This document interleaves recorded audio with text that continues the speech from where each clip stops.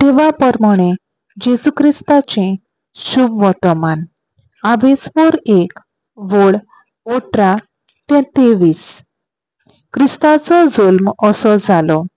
ताचे आवय मारियेक आनी जुजेक लग्नाचे उतर जाल्ले, पूण ती एकठांय जेवचे आदींच पवित्र आत्म्याचे पदवेन ती गर्भेस्त आसा म्हूण गमून आयले.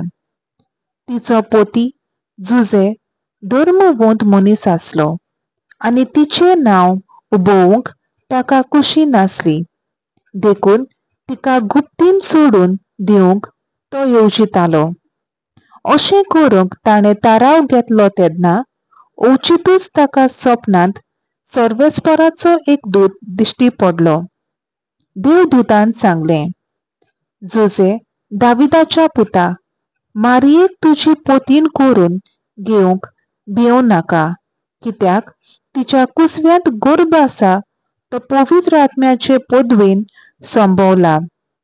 ती एका पुताक जल्म दितली आनी तूं ताका जेजू म्हूण नांव दितलोय, कित्याक आपले पोरचेक तिच्या पातकांतली सोडयतलो तो तोच. सर्वेस्परान प्रवाद्या वरवीं अशें सांगलोलें, पळयात, एक आंकवार चेडूं गर्भेस्त जातलें आनी तें एका पुताक जल्म दितलें आनी ताका इम्मानुएल म्हणजे आमचें सोवें देव अशें नांव घालतलीं. हें उतर पाळोन येवचे खातीर हें सगळें घडलें.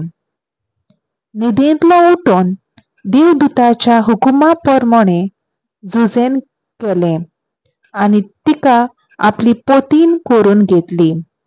आनी तिणें आपल्या पुताक जल्म दिसर ताणें तिचे लागीं एकवट करूंक ना आनी बाळकाक ताणें जेजू म्हूण नांव दिलें.